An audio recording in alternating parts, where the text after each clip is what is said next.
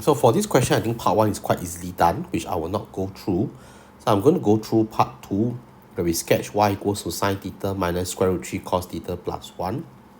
Now having taking the result from part 1, now what I'll do is when I sketch y equals to sine theta minus square root 3 cos theta plus 1, this is the same as me sketching 2 sine theta minus pi over 3 plus 1.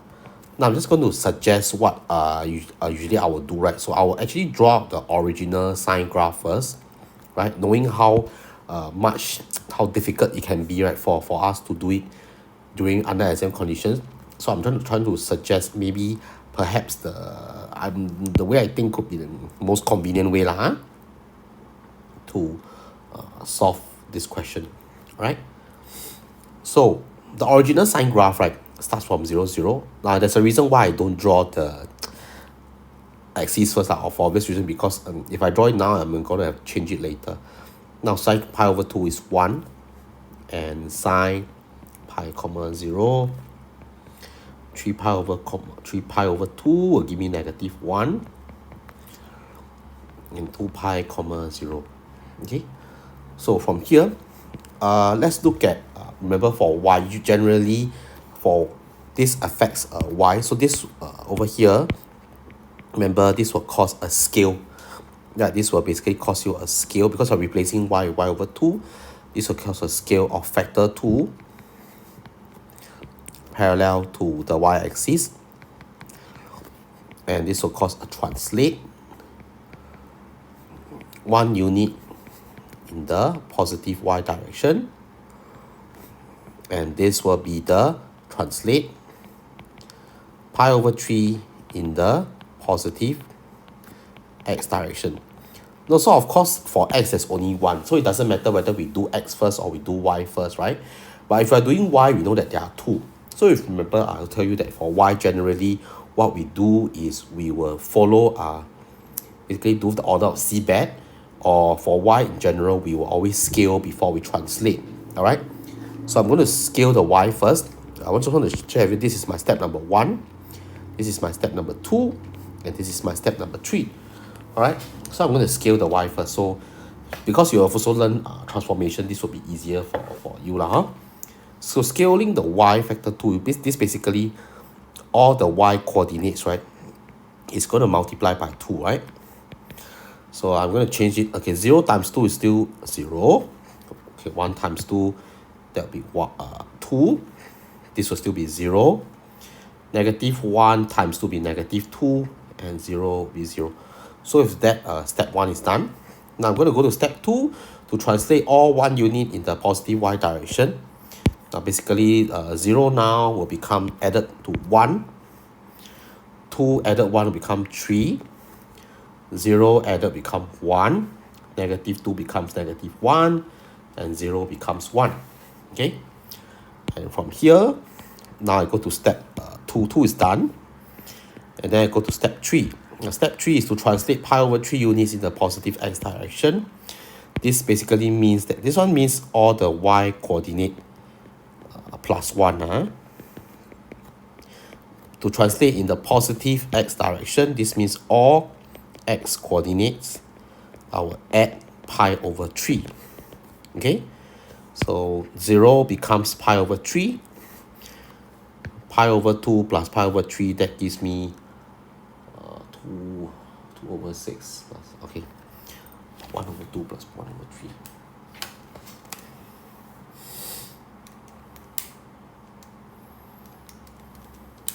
Just to be careful, Just give me a second. Let me just change the answer. That gives me 5 over 6 pi. Oh, my simple math is so bad. Sorry for that. Now pi plus pi over 3, that gives me 4 pi over 3. 3 pi over 2 plus pi over 3. That gives me 1 and 5 over 6. Or basically 11 pi over 6. And 2 pi will become 13, 2 plus 2 and 1/3. Alright, so this is just 7 over 3 pi. Okay. So with that, right, more or less my graph is done. So you can see this is my graph, right, actually. And of course, what I want to do now, okay, let me just cut it away, so that it goes to the other side. Okay, so I'm just going to bring it here so it looks clean for you. All right, so let me just tidy everything up. 5 of pi over 6 comma 3.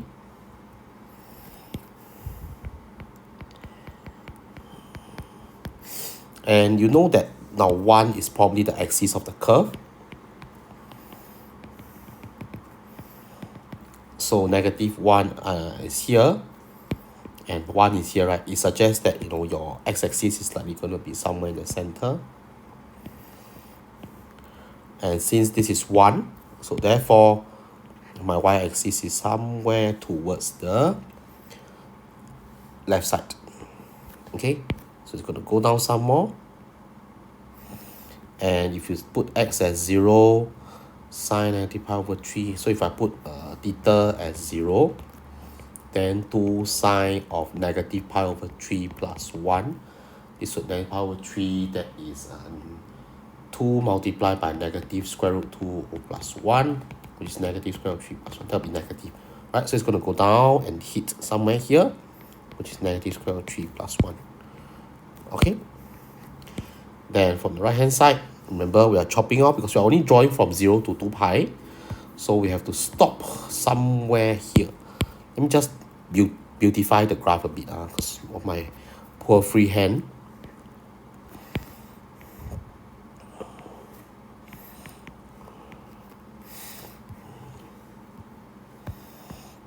One minus square root 3. 0, square root 3. And over here, we are stopping somewhere at this point because we do not want to go beyond 2 pi. So I'm going to stop somewhere here. Okay. So when it's 2 pi, basically 2 sine of 2 pi minus pi over 3 plus 1. This is 2 sine of 5 pi over 3 plus 1.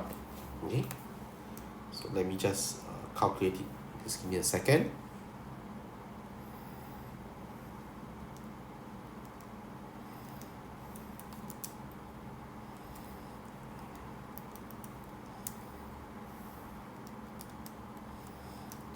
Sine of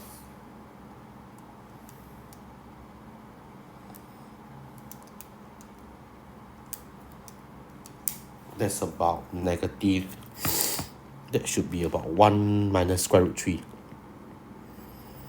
Okay,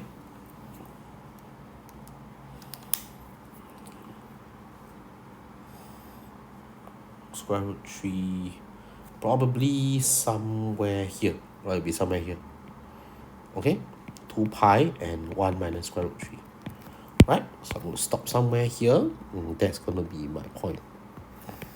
Okay, so with that, I'm almost done with this graph. Yep, so that's my graph. Okay, so that will be the final part, which is y equals to 2 sine theta minus pi over 3 plus 1. Okay, so if I look at this, this is negative 1, this is 1 minus square root 3. This point has to be lower. So let me just adjust it a bit. Okay, this has to be lower also as well. Okay, so this is 11 pi over 6, comma minus 1. Okay, and with that, I'm done with part 2.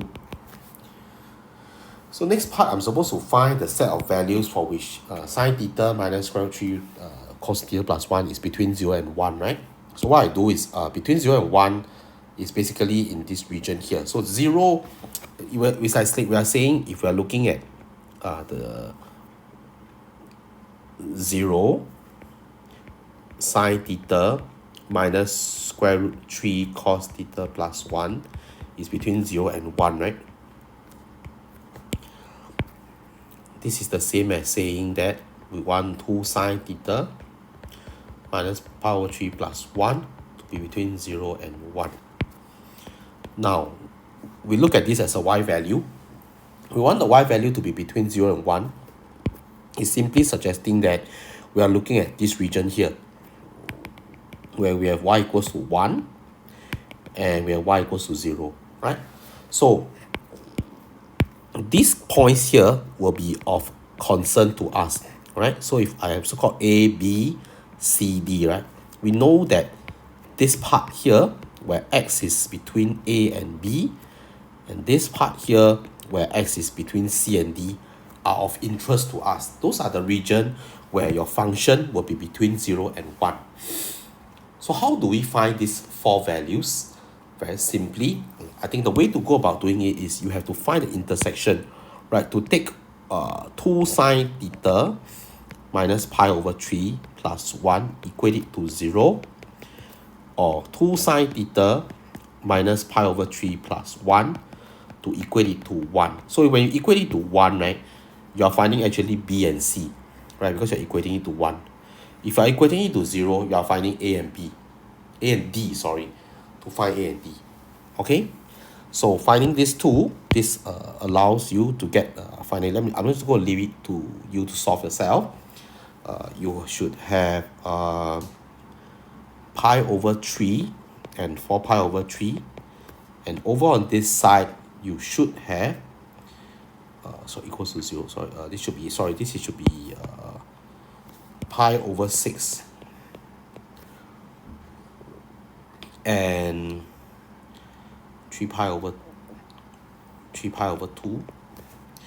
This should give you pi over 3 and 4 pi over 3. Okay, so this point here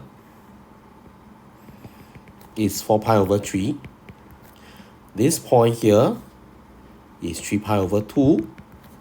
This point here is pi over 3. This point here is pi over 6, which suggests that my answer must be between x must be between pi over 6 and pi over 3, or theta is between 4 pi over 3 and 3 pi over 2.